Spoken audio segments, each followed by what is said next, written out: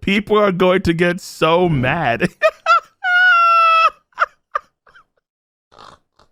Yo, there is going to be so much rage in the comment section. It's going to get bloody. Oh no. People are gonna get so mad. Y'all are gonna get so mad that they're gonna be ripping the hair from your own head. And I'm guessing most of you guys don't have strong roots like Brooke does. Oh boy, listen. Here's my advice, okay? If it's, let's say, 4 o'clock or 5 a.m. in the morning, don't watch this video, yo. Just pause the video and come back to it later, because you will get super triggered. Because I was the same way when I was watching the Red Force podcast do this at 4 o'clock in the morning. These mad lad Aussies are doing this top 30 at 4 a.m. Like, what are you guys doing? And I'm having a heart attack in real time. I had to turn off. I had to leave. I'm like, no. This is way too toxic, way too cancerous for a 4 o'clock, 5 a.m. session. So do that. And if you're a real One Piece fan, you come back later. That's for damn sure. So what is this? This is the this is the top 30 strongest One Piece characters of all time, end of series, dead or alive. Correct the Mundo, man. We are hitting so many points for the top for a top 30 strongest. It is toxic, it is cancerous, and I think overall a lot of fun. But this is difficult. You have to factor in so many different things to gauge who could be X strong come the end of the series. Does the end of the series have a gigantic time skip? Like, let's say in a Naruto, like a 30-year time skip? Maybe not, who knows? So there are so many things that have to factor when it comes to the strongest of all time, end of series, dead or alive. There's so many. Let me know your top 30 in the description box down below. And then in the future, I actually want to do a follow-up video on this topic for you guys and see what the comments say on their top 30. So I'm very, very curious. It is a fun video topic. No random autonomous weapons. So let's say no pacifista, no ancient weapons, right? That also includes Shirahoshi, whose main power comes from the Sea Kings, not herself.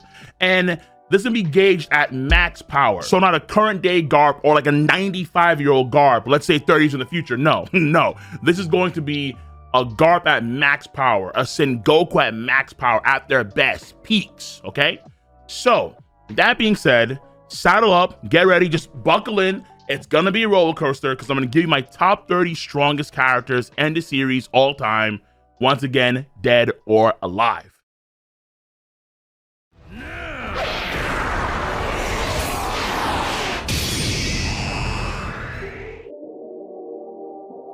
So number 30, ladies and gentlemen, here we go. The toxicity is about to bubble, about to emerge in full force. Number 30 is going to be Yamato, Kaido's daughter, son, Yamato. Number 29 is going to be Green Bull Aramaki. Number 28 is Fujitora. 27 is Ben Beckman. 26 is Kizaru.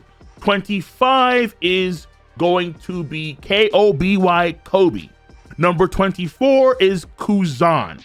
23 is Mayo Rayleigh. Oh. 22 is the Chad of Wano, Oden.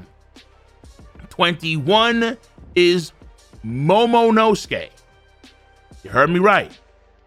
21 is Momonosuke. 20 is the Sword God Ryoma. 19, Dracul Mihawk. 18, Black Leg Sanji. 17, Roronoa Zoro. 16, Sengoku the Buddha. 15, Eustace Captain Kidd. Top 15. 14, Monkey D. Dragon. 13, Gop Chujo. 12, Akainu. the Red Dog, Sakazuki. 11, Flame Emperor, Sabo. 10, Trafalgar D, Waterloo. 9,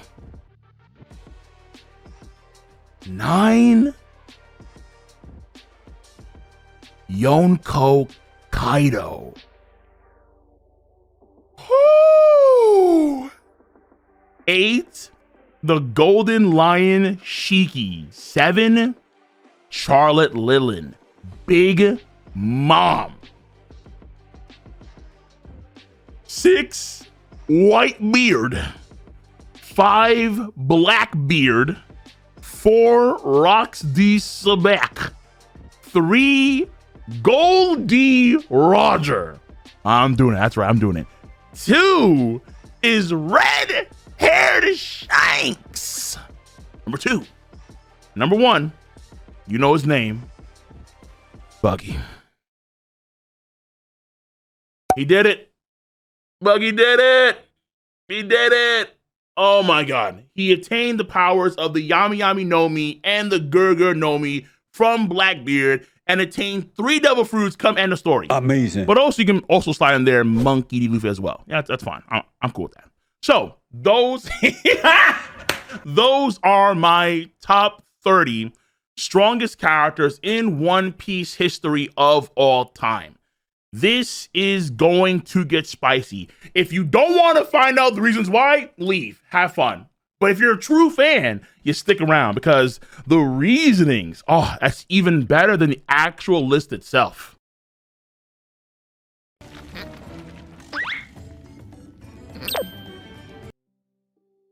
So first things first, there are 2 honorable mentions. The guys that were 31 and 32. 31 was Sir Crocodile, and 32 was Katakuri.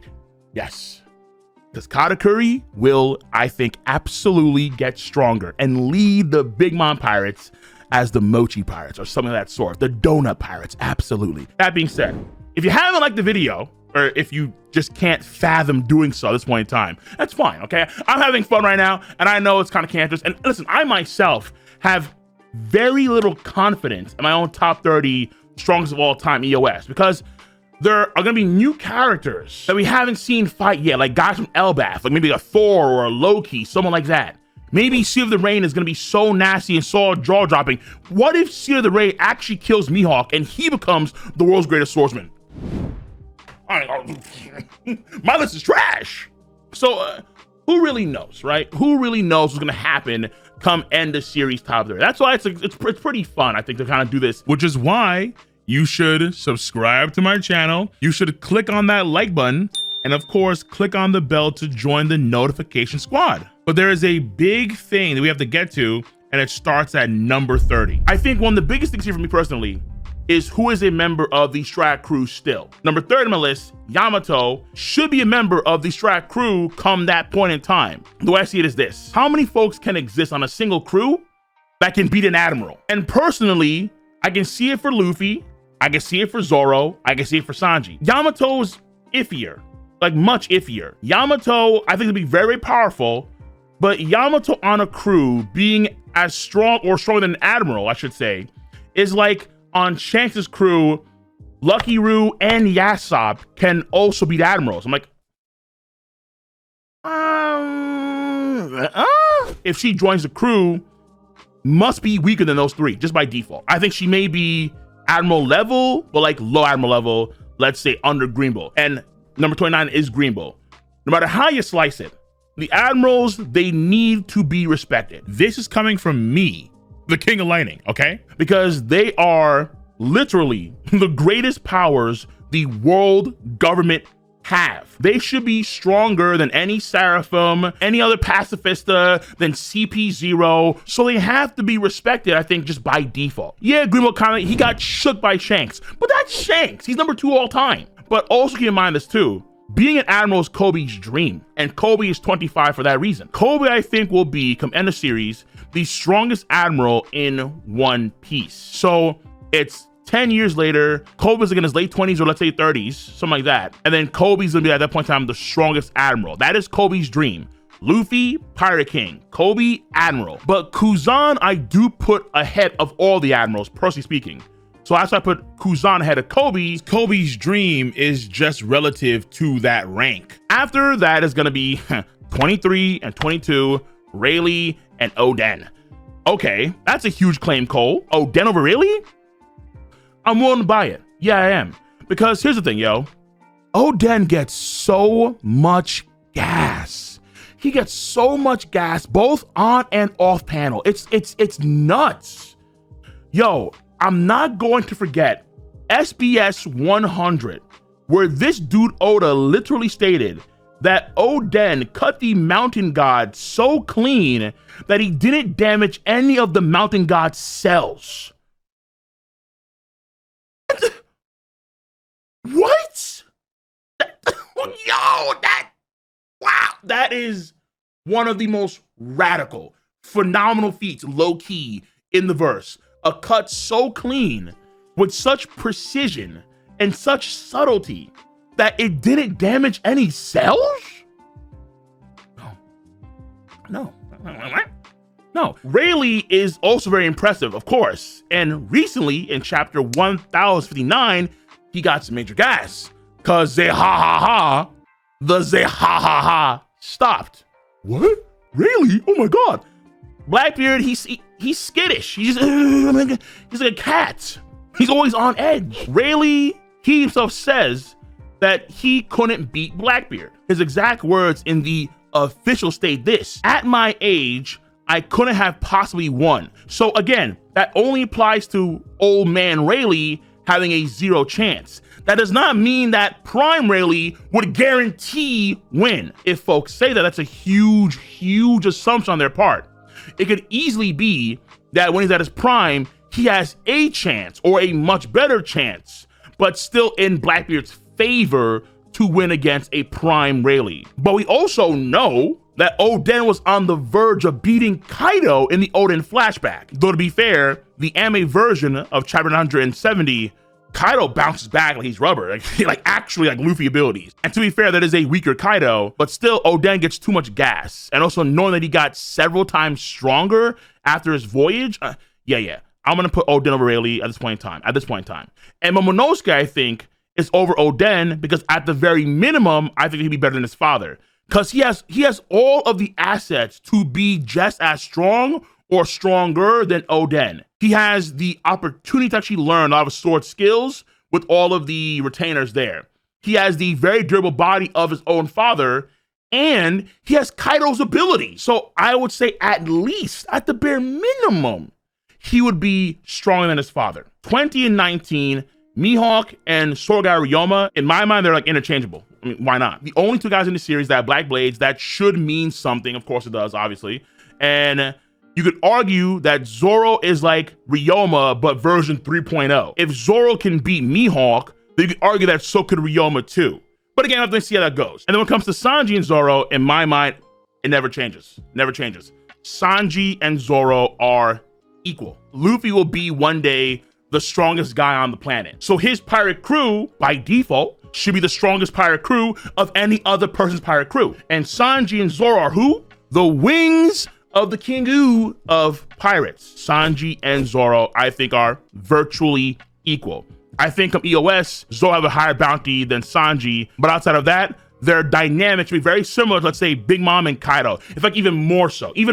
After that is going to be 16 Sengoku, who I think should be relatively close to a prime Garp. Back in the day, it was just those two, Garp and Sengoku, that are like running the show against like pirates. Not even Roger in the Oden flashback mentions Kong. Mentioned by name by Goldie Roger. Give me Garp, give me Sengoku. That's it. So that should mean something. So I think that a Prime Sengoku should be relative to a Prime Garp, but I would still say weaker because I think that Prime Garp has a little more clout to his name than Prime Sengoku. However, keep in mind that Sengoku is the one that has confirmed Conqueror's Haki.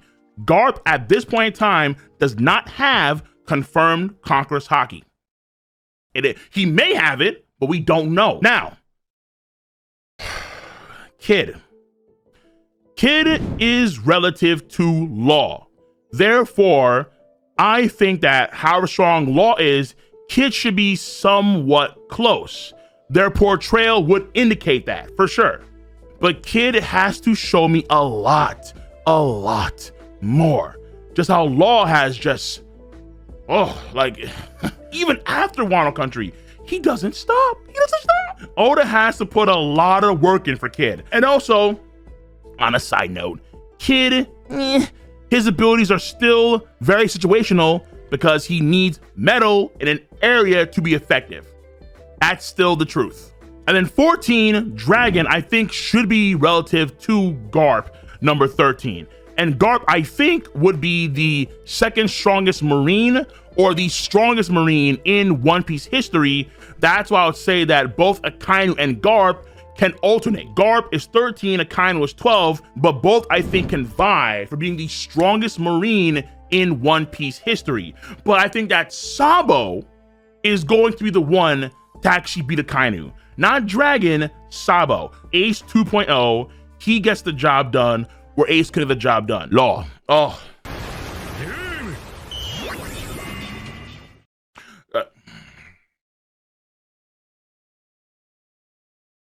Just Law. Law is the new era Whitebeard. That's Law. That's how I see him. Until proven otherwise, that's how I see Law.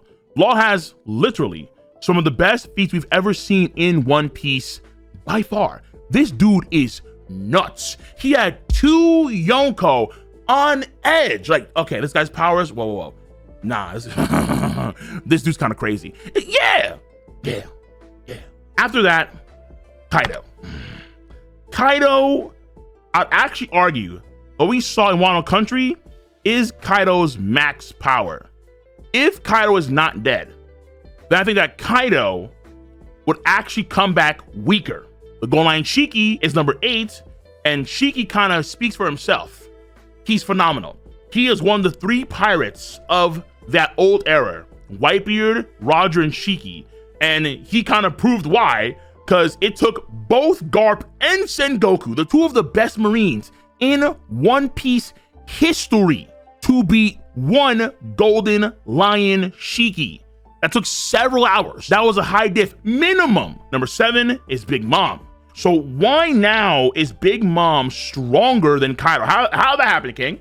Well, it's simple. I believe that Big Mom will get stronger than from what we saw in Wano Country. I said before in the video why Kaido would be the weakest Yonko Monkey D. Luffy would fight in the series. And whereas Kaido could be dead, I do not see the same thing going down for Big Mom. I do not. I would say if Elbaf is done and Big Mom is nowhere in sight, I will concede Big Mom is dead. He's dead. 5 is Blackbeard. It is what is there.